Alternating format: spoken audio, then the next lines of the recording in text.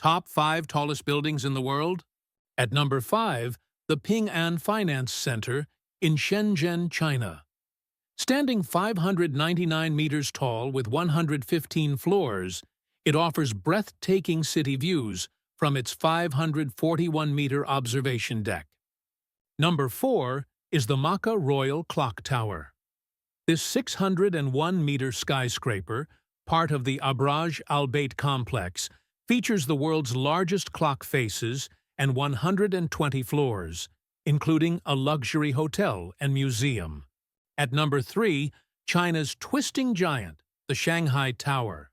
Soaring 632 meters with 128 floors, it's China's tallest building and the world's third tallest.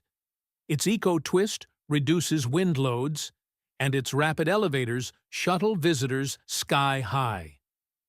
Second place goes to Merdeka 118 in Kuala Lumpur. Completed in late 2023, this 118-story marvel reaches 678.9 meters and boasts the world's highest observation deck at 566 meters.